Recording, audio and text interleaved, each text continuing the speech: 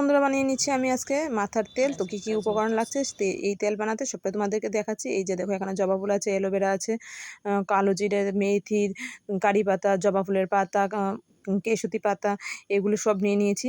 এগুলো লাগবে। এছাড়া আরও কিছু উপকরণ আছে, এগুলো আমি আগে জোগাড় করে নিই, তারপর তোমাদেরকে দেখাচ্ছি। তো সবচেয়ে আগে প্রথমে আমি একটা পেঁয়াজ কেটে নেব। তো আগে আমি এটাকে কেটে নিয়ে তারপর তোমাদেরকে দেখাচ্ছি। তো দেখতেই পাচ্ছ আমার এইগুলো নেওয়া হয়ে গেছে। আর এই যে দেখো এখানে আমি একটু পেঁয়াজ নিয়ে নিলাম, একটা বড় সাইজের দুটো পেঁয়াজ নিয়েছি, নিয়ে কুচি কুচি করে কেটে ফেলেছি। কেটে নিয়ে আমি থালের মধ্যে সাজিয়ে নিলাম।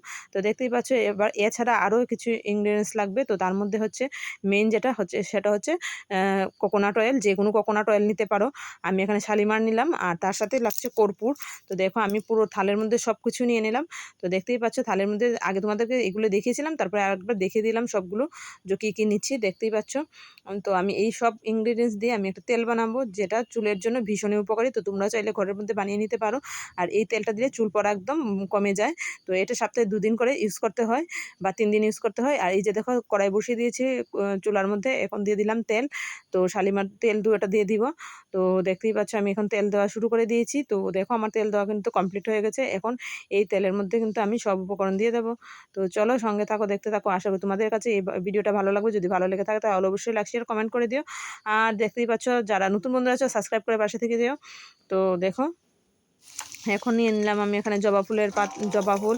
এছাড়া যে যে ইনগ্রিডিয়েন্টসগুলো আছে সবগুলো নিয়ে দেবো।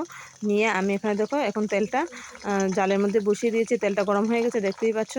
তো চলো এবার তেলটা বানিয়ে তোমাদের সঙ্গে শেয়ার করছি।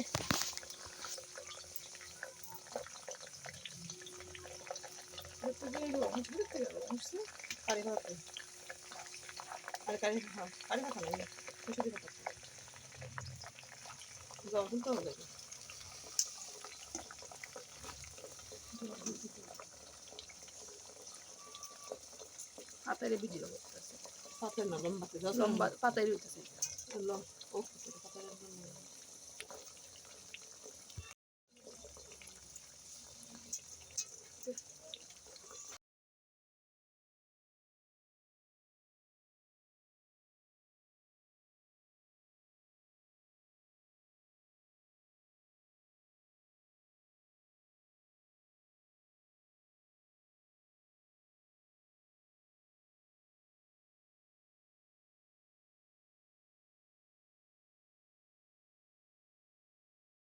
বন্ধুরা, আমাদের তেল বানানোটা পুরো কমপ্লিট হয়ে গেল। আর এই যে দেখো তেলটা পুরো গ্রিন গ্রিন কালার হয়েছে। তো তোমাদেরকে নামিয়ে দেখাচ্ছি।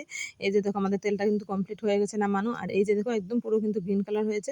তো তোমরা ইউজ করো, অবশ্যই কমেন্টের মাধ্যমে জানিও কেমন লাগলো। তো এই